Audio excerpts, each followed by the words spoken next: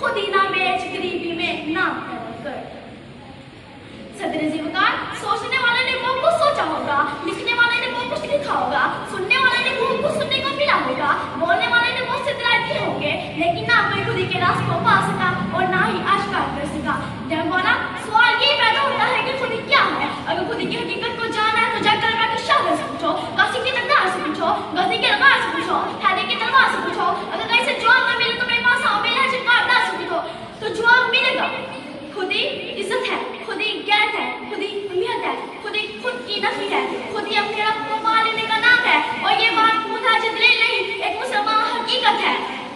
जनाब आले, आइए जरा सी देर के लिए तारीख अपने माजी में जानते हैं तो मुसलमान भाई को वत्सामो बिहबिल्लाहि जमीअन का वजह उठाए, बनिए मरसूस तहरीर बनाए, जो बड़े तो बढ़ते ही चले गए। रब ताला का दुनिया के कोने-कोने पहुंचा दिया, क्योंकि उनका सरमाया है और साथ-साथ खुद ही था।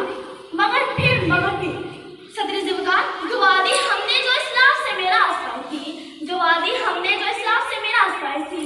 अफसोस सद अफसोस, फिर दौलत इस्लाम पे ऐसा शबे खोल पड़ा कि अरमान अल हफीज और वक्त ने देखा कि कर्तबा की कतब खाने चले, बिगदाद का सारा एक अफराद में बह गया। जी हाँ साहब सरदार, ये वो अफराद था जो शख्सियत, खुदा तशख्खुस, ताकत और वक्त गजीदा मुसलमानों का अजमत सा सही सा हुआ था।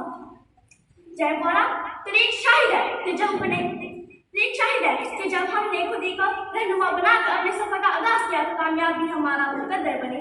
जब हमसे खुदी का घर छिन गया तो हमारे हिस्से में अंधेरे आए और हम मुहताज जमाना हुए, हम खुशको घर बने और हम ये भूल गए थे कि हम किसी कौम से ताल्लुक रखते थे।